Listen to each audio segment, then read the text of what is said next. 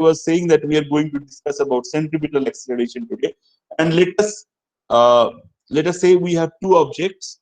So the first object is A, and then the second object is B, and B is rotating around A, okay, in a circular orbit. Okay, very easy to understand, no problem. Okay, now we can say for example, we can choose some reference frames.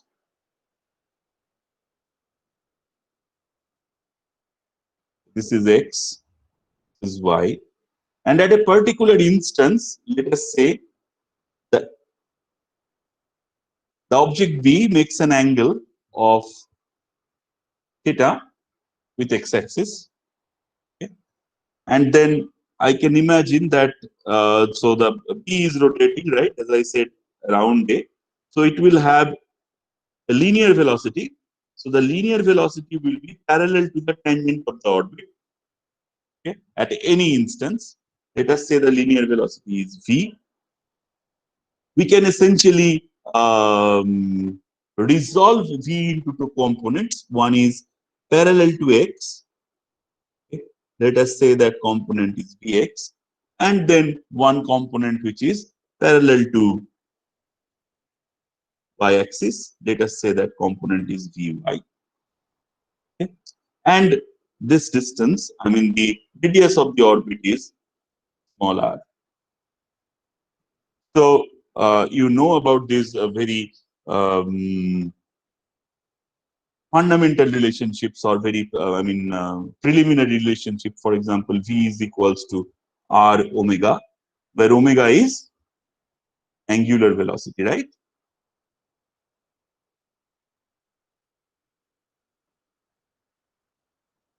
And then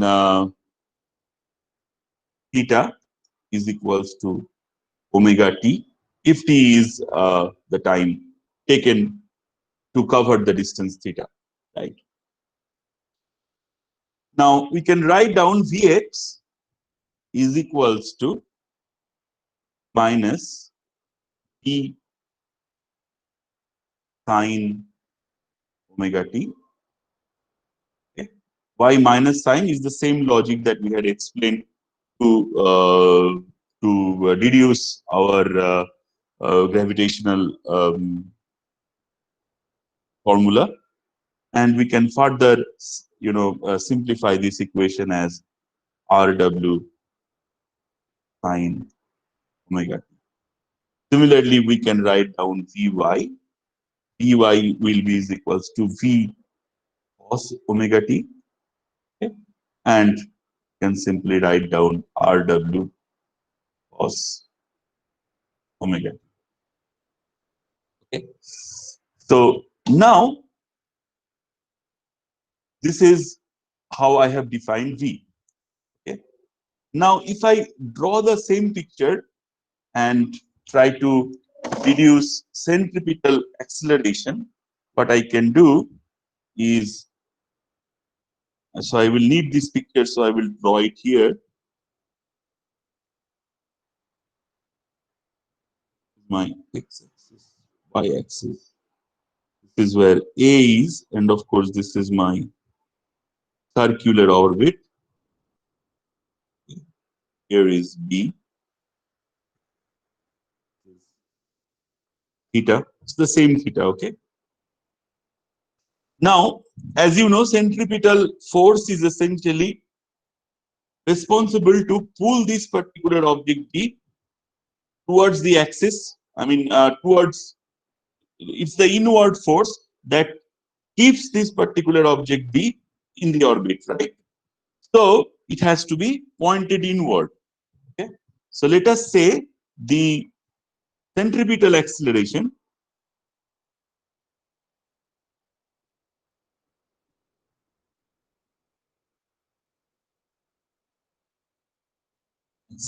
is equals to A. So A will be kind of directed towards the center. Now we can further resolve into ax and ay, right? Now, how would I find ax? Ax I will find by differentiating vx, right? If I differentiate vx, what I will find? Ax will be equals to minus omega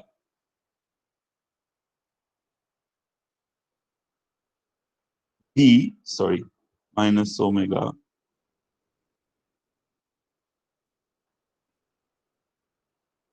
d cos omega t, right? And then if we again simplify that, okay, if we replace v again, what I will find is equals to r omega square cos omega t.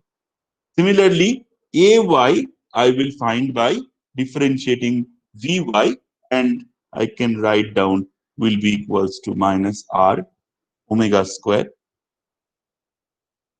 sine omega t. Okay.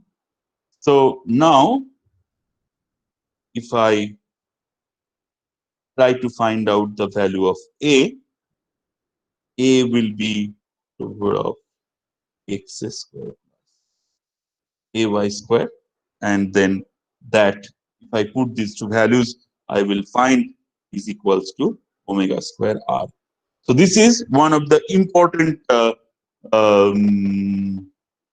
relationship to remember.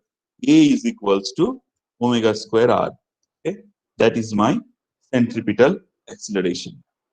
Okay, now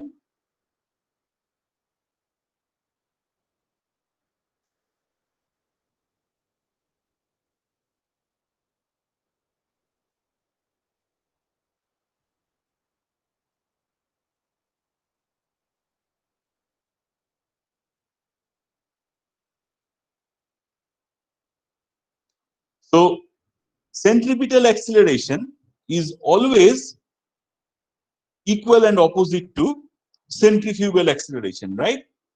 And hence the equilibrium is maintained. Hence that object will essentially rotate around. So B will essentially rotate around A, right? So we can write down centrifugal acceleration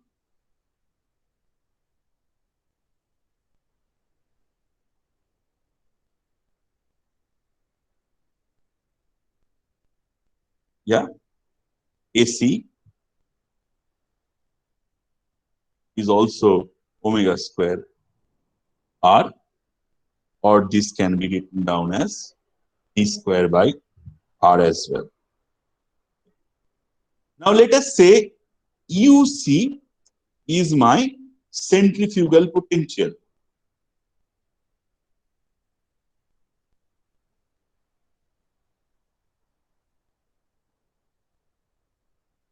Okay? So we can write down AC is equals to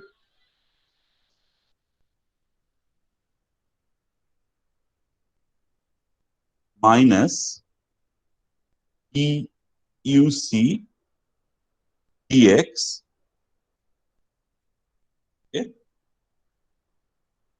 is equals to, now DUC dx we can write down as omega square x.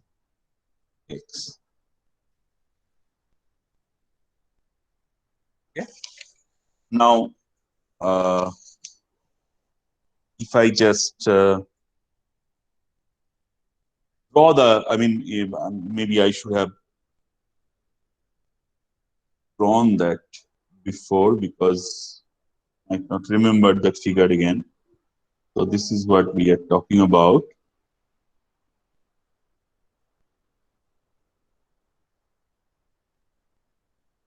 So here is my centrifugal acceleration.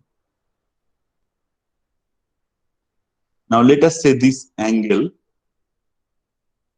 is lambda, and let us say this is my direction x, And let us say, earlier we used to just say this is theta, but let us now say this is lambda. And let us say this angle is theta.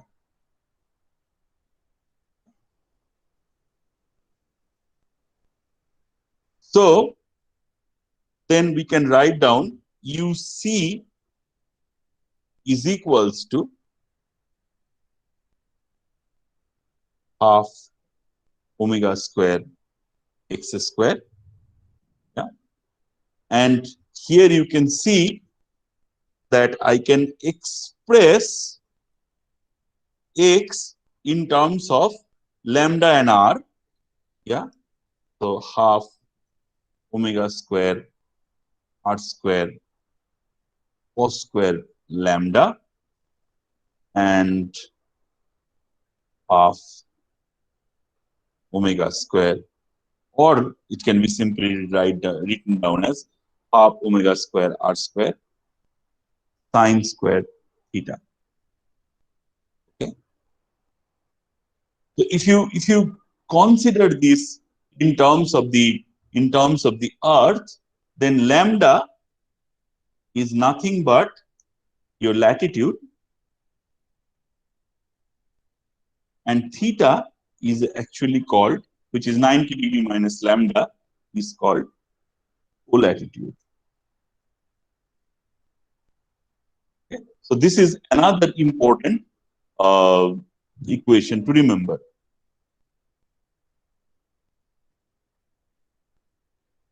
I'm sure you have read these things before in your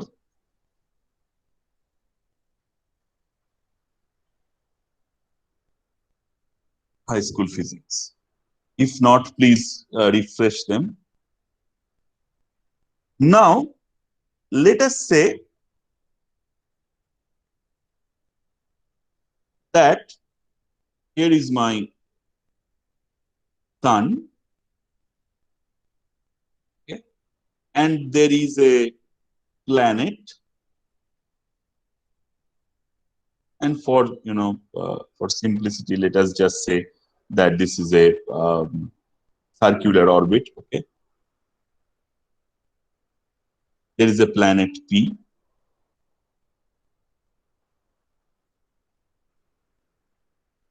and this is RP. Okay, so we can actually say that the centripetal acceleration, and so to keep this particular planet in this particular orbit, the centripetal acceleration has to be equals to the gravitational acceleration. Okay. Now, if we say the mass of the sun is S, we can write down the gravitational acceleration, the value of gravitational acceleration we can write down as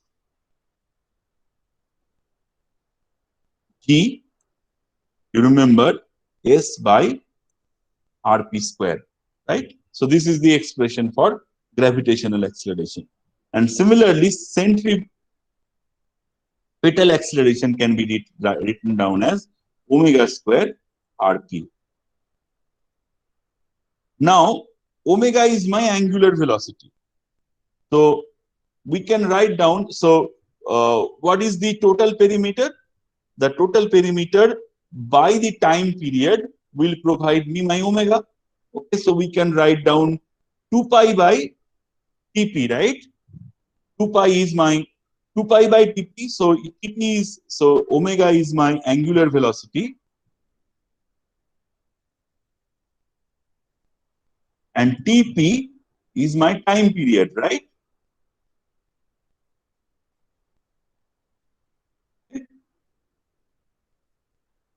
So I can simply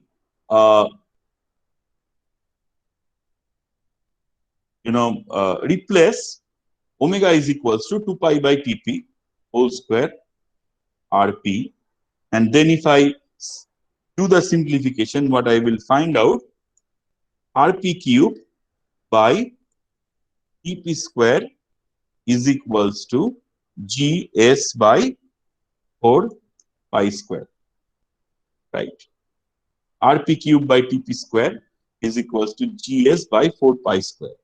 Okay, now GS by 4 pi square, let us look at this particular term.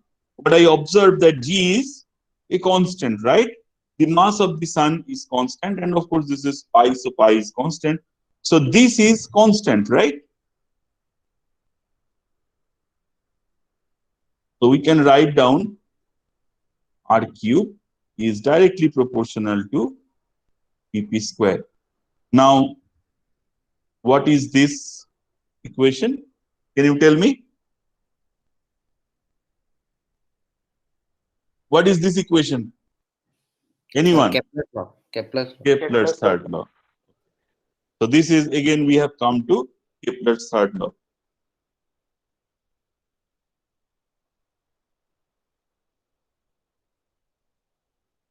So by equating my gravitational acceleration with my centripetal acceleration, I can essentially prove Kepler's third law again. Okay. Now let us consider moon. Let us say here is my, so the moon essentially moves around the earth, right? So this is my earth, and suppose here is my moon, and the distance, let us say, is RL. L stands for lunar. Okay. So if we do the same exercise for the moon, what I will observe that I can write down what would be my gravitational acceleration. The gravitational acceleration will be G E by RL square, and the centripetal acceleration will be omega L square RL. Okay. Omega L square RL.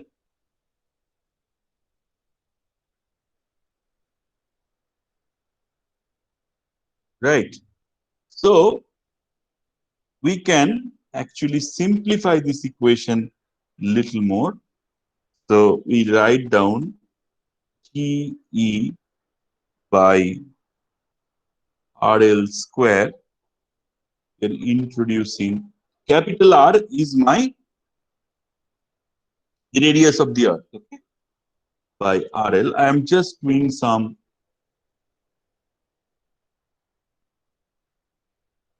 we can write down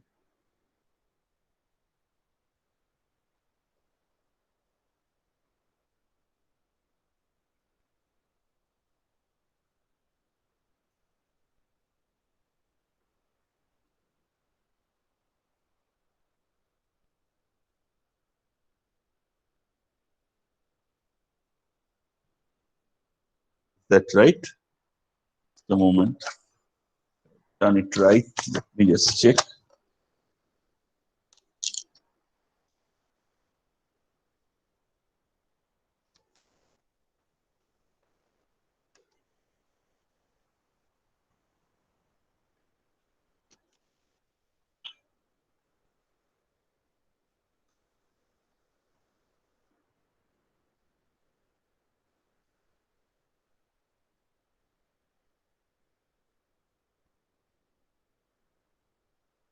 No.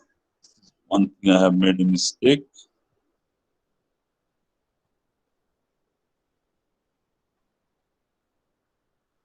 Yeah.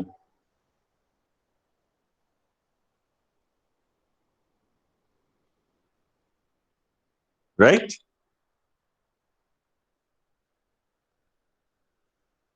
So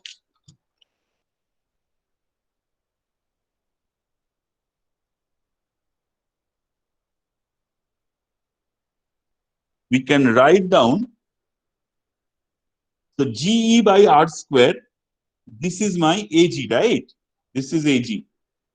So AG is equals to then will be omega square L R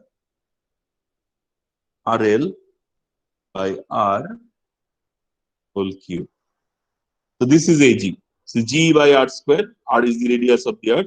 AG means the acceleration due to gravity at the surface of the Earth, right? And this is the time period. Sorry, this is the angular velocity of the moon, and then this is the radius of the Earth. The radius. This is the distance between the Earth and the moon, and this is the radius of the Earth. Okay.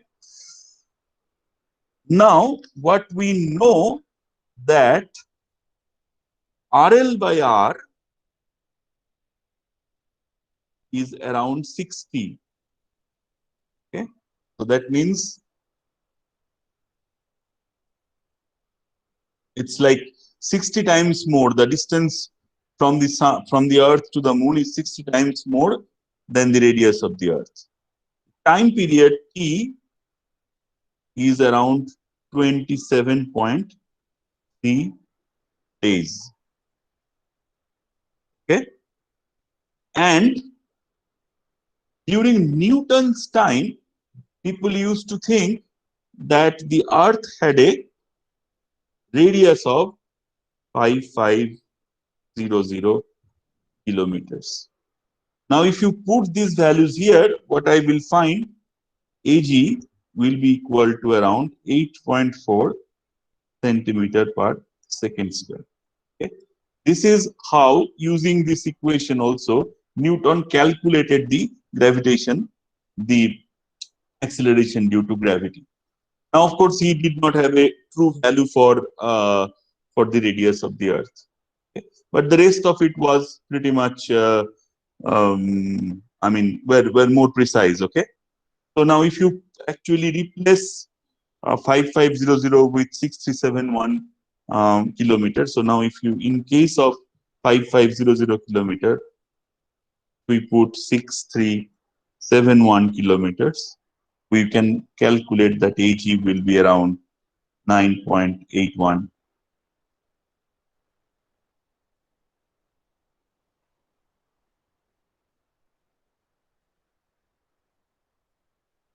Yeah.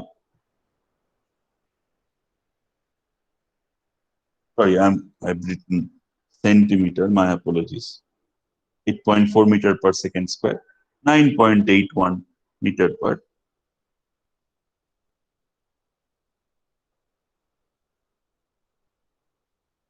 Okay. So here also you can see I have equated my centripetal acceleration with the gravitational acceleration. Right. Now, any questions so far?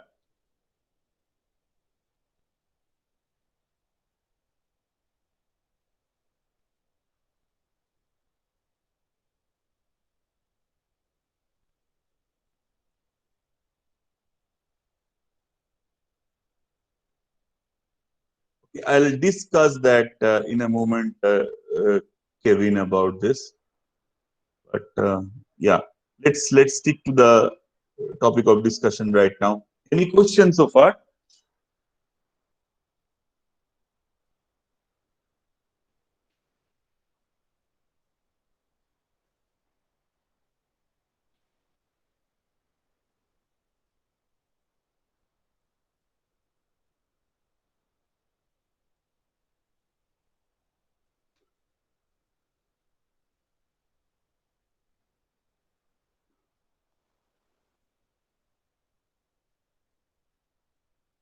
Okay, I don't expect much questions on this as well, because I'm sure you know about these things.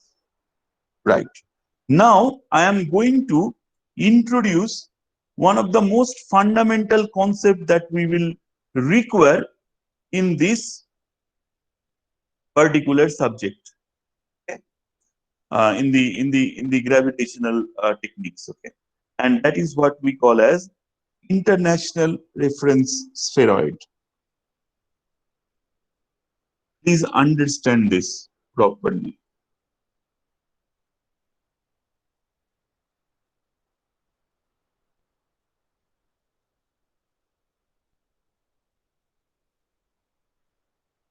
international uh, reference ellipsoid.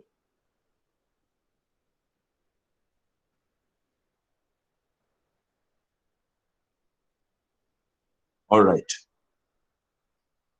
Now, when we draw Earth, the picture of the Earth, what we tend to draw, we tend to draw the picture of a sphere, right? I thought, okay, just a moment. I need to do something here. Then I can draw a proper sphere.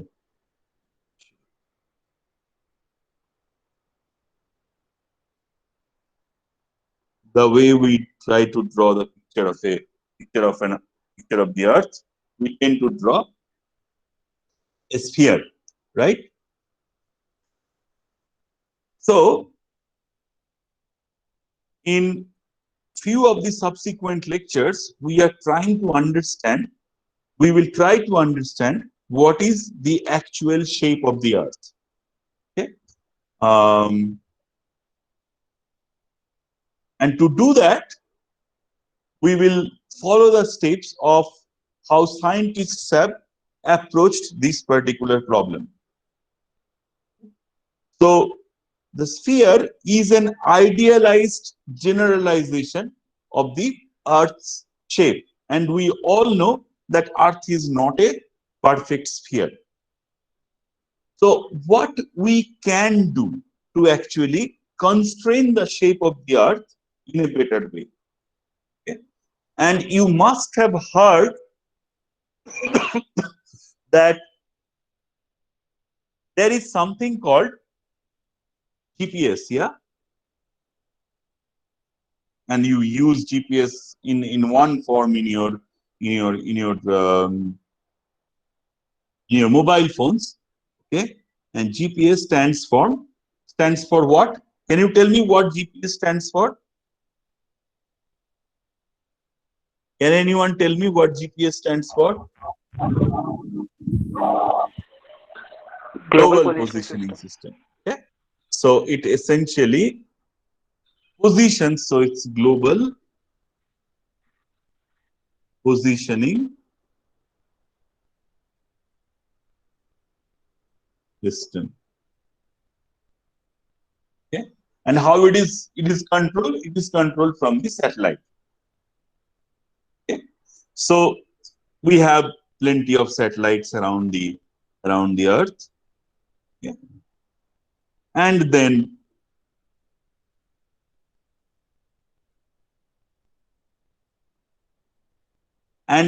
for each particular point, on the surface of the Earth, it will provide you X, Y, and Z. Okay? So for each particular point, it will provide me X, Y, and Z. So what I will do now, I will gather all the satellites data on as many places as possible on the surface of the Earth and plot them in the XYZ system. Okay? As simple as that. So any place, say for example, Bhopal will have, a particular point in Bhopal, yeah, will have a particular X, Y, and Z. Similarly, in London, a particular point in London will have this X, Y, and Z, and so on and so forth. For as many points as possible, what I will do, I will simply plot the X, Y, and Zs. Okay? And what I will observe essentially that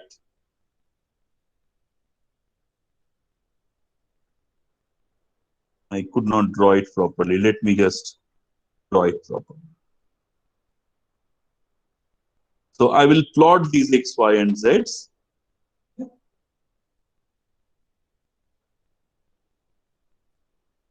At every position of the Earth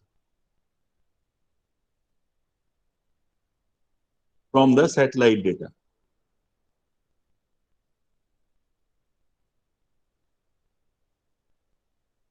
And you will be surprised that they will kind of be of an ellipsoidal shape. Now what I will do, I will pass a base fit line through them. I'll pass a best fit line through them, like we do in a scatter plot in Excel. Okay. So what I have done with the help of these satellites, which are kind of rotating around the Earth, okay, I have asked each of these satellites to essentially find me the position of each individual point on the surface of the Earth, and then in an exercise, I plot them X, Y, Z everywhere, and then I pass a best fit line through them. Okay, and this best fit line will, I mean, this is, I'm drawing in 2 dimension, but you can imagine that this red, this blue one is my ideal sphere, and this black line that I have drawn is an ellipsoid. It's not an ellipse, it's an ellipsoid in 3 dimension. Okay, so this takes the shape of an ellipsoid. Okay, and this ellipsoid provides you the, so this is a best fit line, so it's not 100% accurate representation of the Earth, but this is the closest representation of the Earth, closest representation of this shape of the Earth, and this is what we call IRE, okay, International Reference Ellipsoid, right? So now what I do, I take that reference, international reference ellipsoid. Maybe I take a 2 dimensional section of it, or I can take the whole ellipsoid, and then calculate its perimeter. Yeah. And with the same perimeter, I actually draw a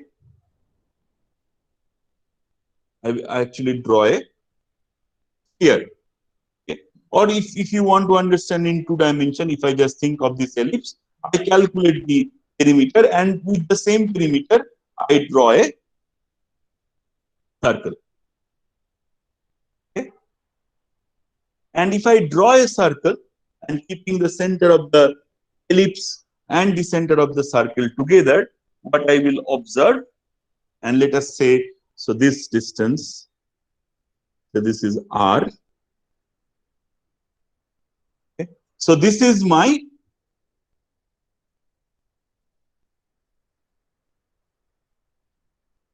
international reference spheroid. You can write down this one to be IRS, International Reference Spheroid. So I have taken that the perimeter of this ellipse, and then have drawn an equivalent circle. Okay. This is my international reference spheroid. This is R. But I will observe that towards the northern side, or towards the northern hemisphere, this sphere,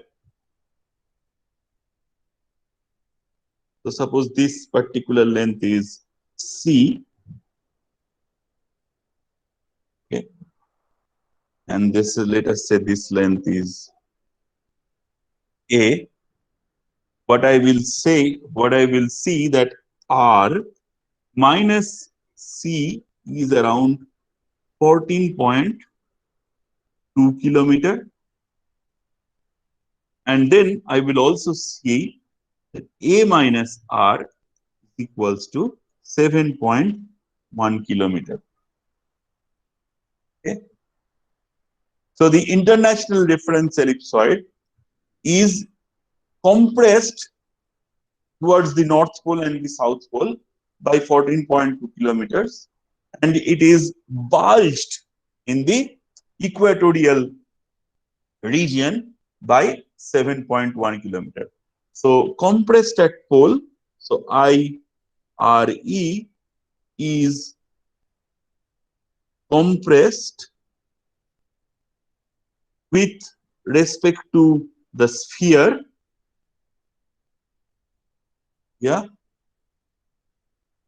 at pole,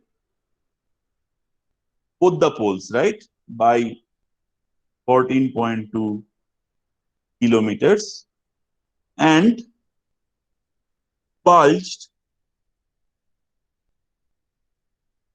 by 7.1 kilometers at the equator. Okay. Did you understand that? Now, what I can also calculate something called F,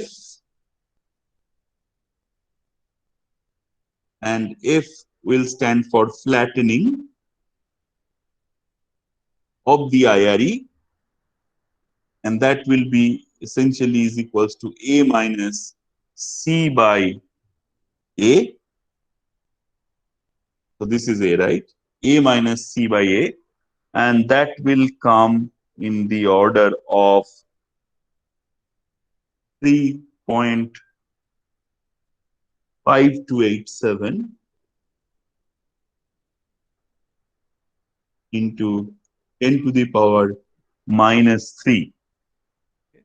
Or we can also express it as 1 by 298.252.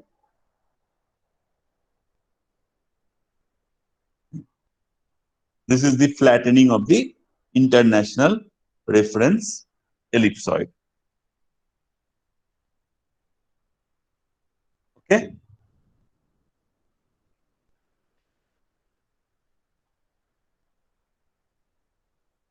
So, if I now ask you, and this will be the last thing that I want to discuss today, and tomorrow we will continue with the shape of the with the Earth.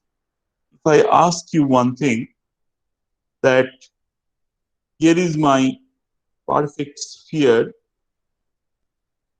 and my equipotential surface then will also be spherical, right? My equipotential surface will also be spherical. Now, if I deviate from this shape, and if I consider my Earth is elliptical, is represented by the international reference ellipsoid, then of course I will also observe that my it will not remain as elliptical, right? So because the mass have been distributed differently, but certainly it will not remain.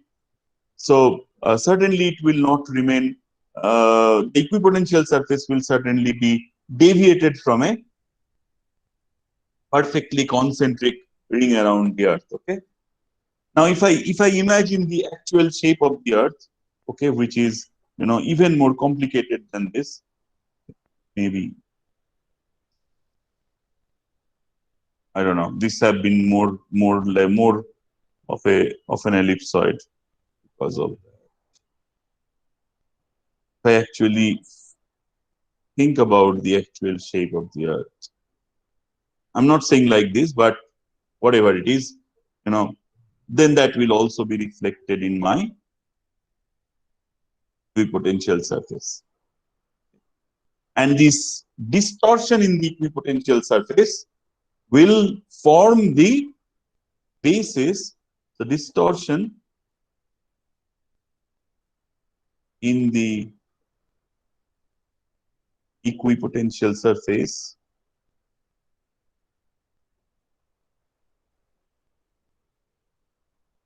will form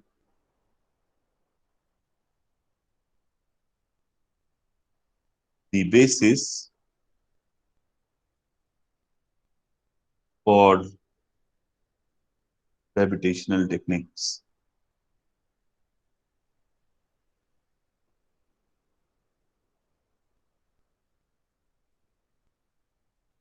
Okay. So I'll stop it here and let me ask if you have any question.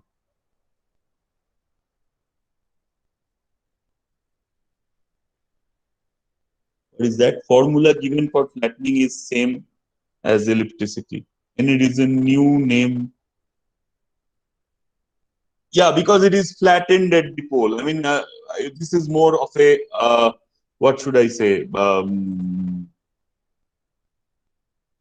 We want to express, I mean, it's first of all, we are thinking of the ellipsoid. We are not thinking of an ellipse. Okay, it's the ellipsoid that we are discussing, and flattening and the bulging is something that we are interested in. So ellipticity is not the, if I say ellipticity, it doesn't provide me with the actual context of what we are trying to discuss.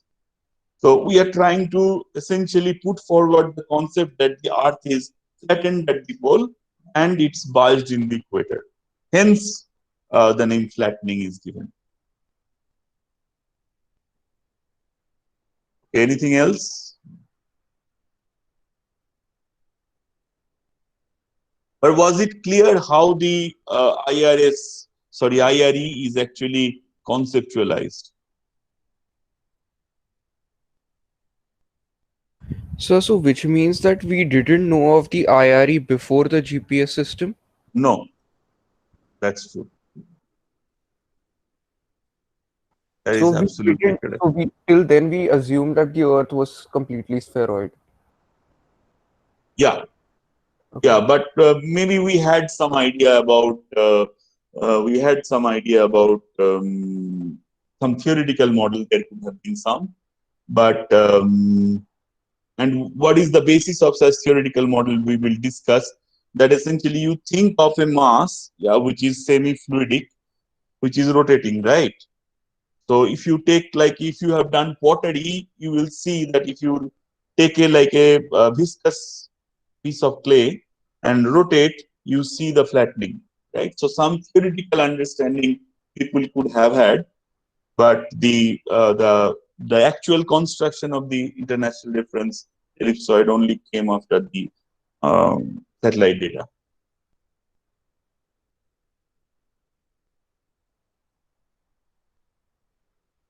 Anything else?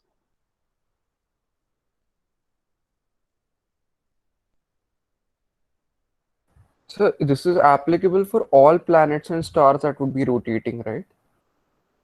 Yeah, yeah, more or less. That's true. But then it also will depend on. I mean, how much the planet will be flattened will depend on its fluidity. Okay, which we will see later on. So if a planet is gaseous completely, that will be very different than something which is like Earth.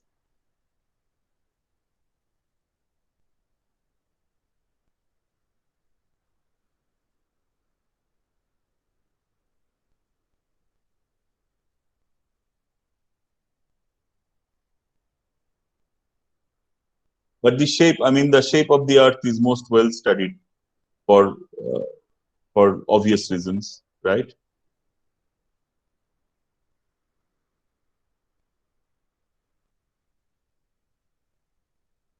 Anything else?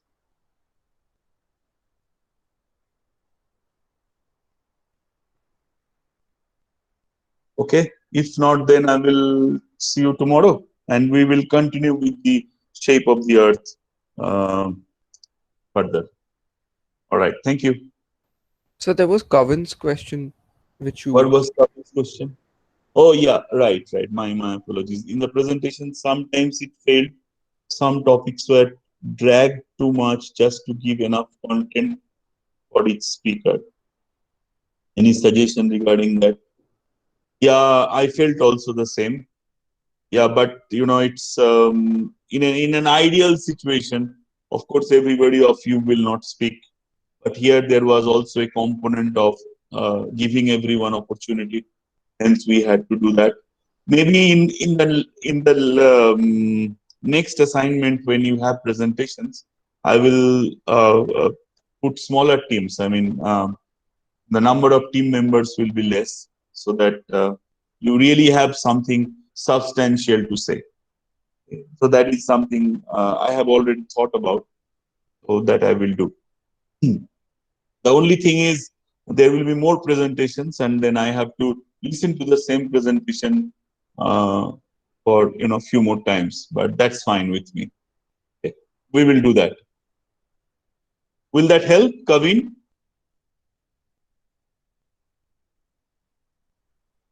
Okay. So we will do that. All right, then I'll stop it here and I'll see you tomorrow. Yeah. Thank you.